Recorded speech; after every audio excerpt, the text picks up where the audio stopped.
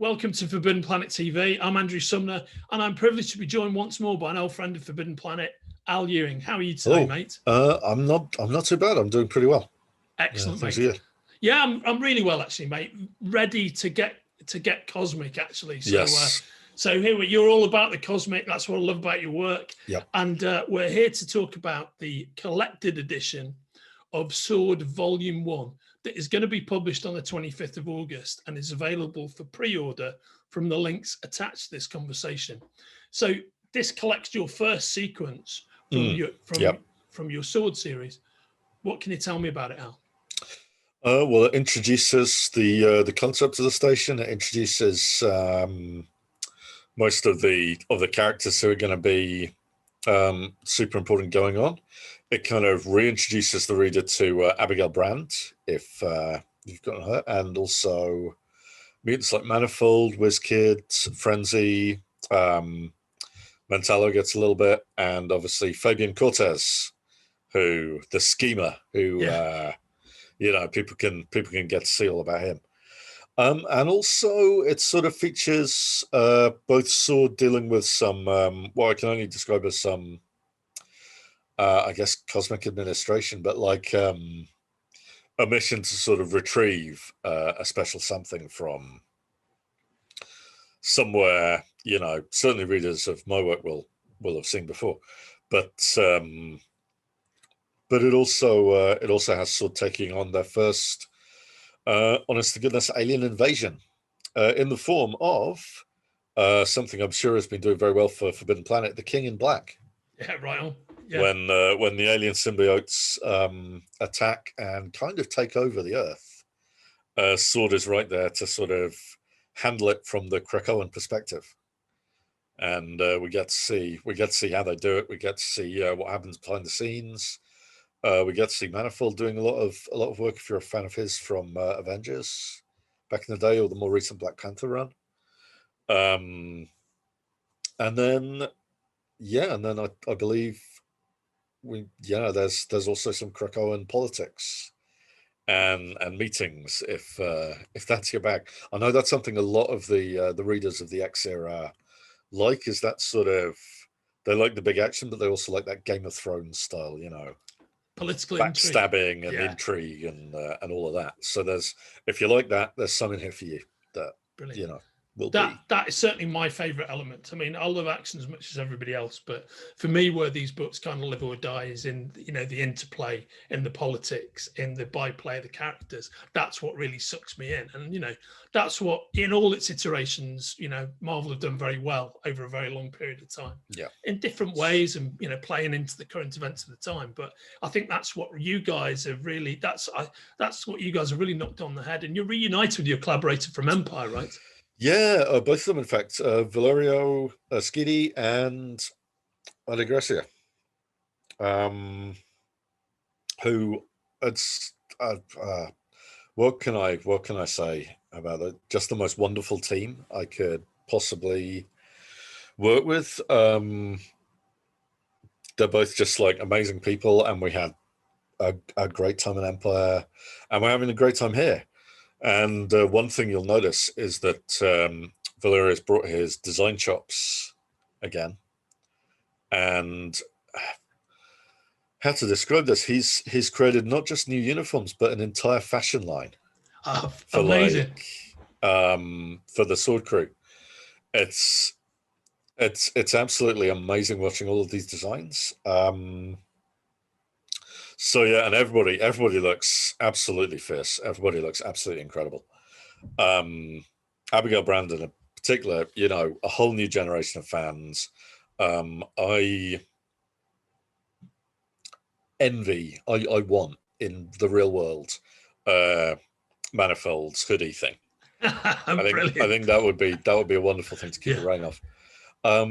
It's, and then add to that all of these cosmic vistas that you already know from EMPYRE that he does so well, and like, but it just colors to perfection. It's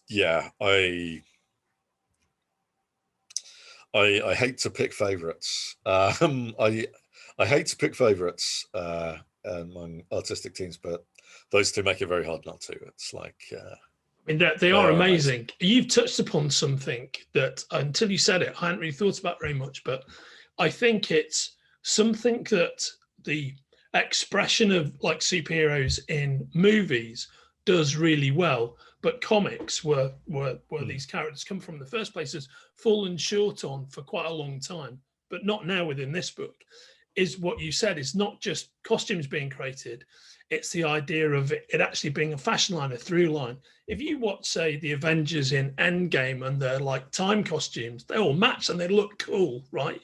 But so frequently, actually, this is for decades, superhero teams look like they've all been individually dressed, whereas the movies, because they have costume designers, are very good at doing that, giving everybody a kind of through line and a look to the X-Men costumes or whatever it is.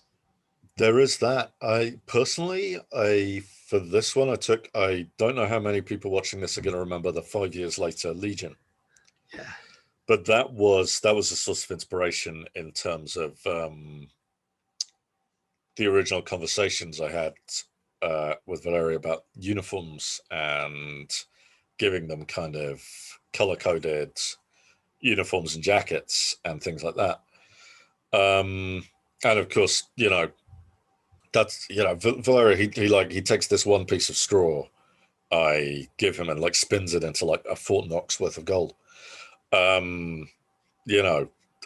He's like a fashion genius. I think, to be honest, comics should count themselves lucky that he has not gone to Milan and just made his book in that, because I'm just saying there's money on the table.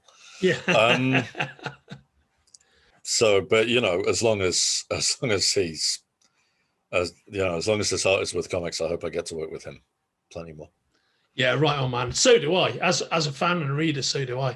And I was thinking about your work this year.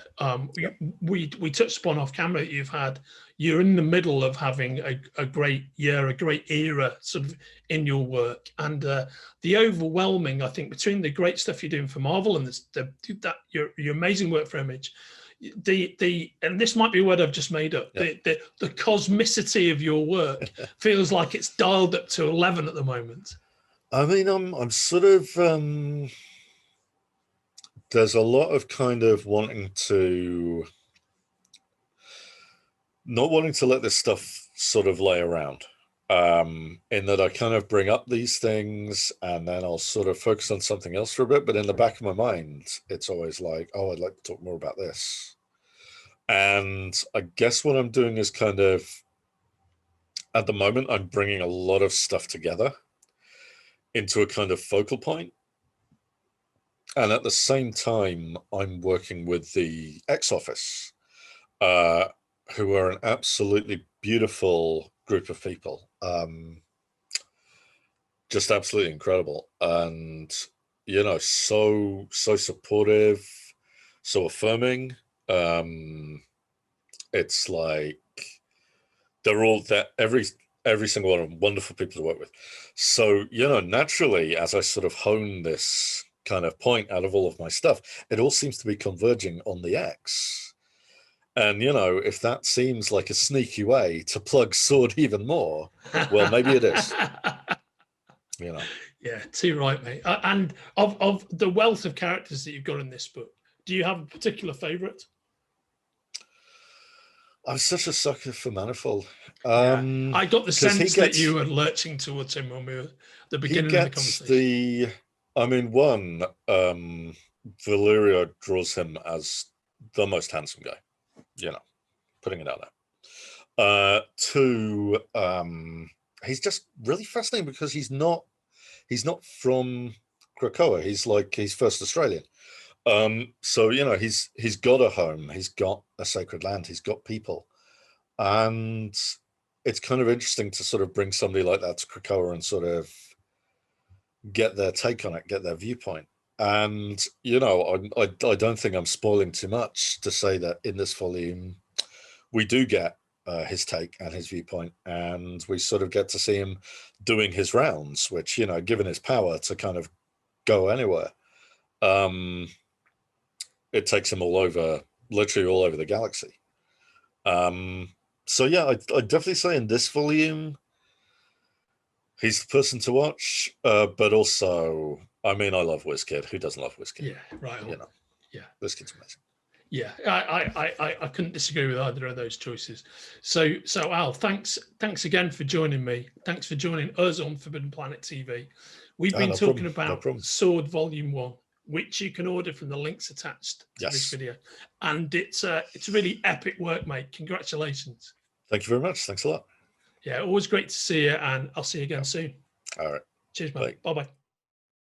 If you're enjoying watching Forbidden Planet TV and you're enjoying watching us talk to the world's most interesting and accomplished filmmakers, authors, artists, musicians, creators, subscribe right here.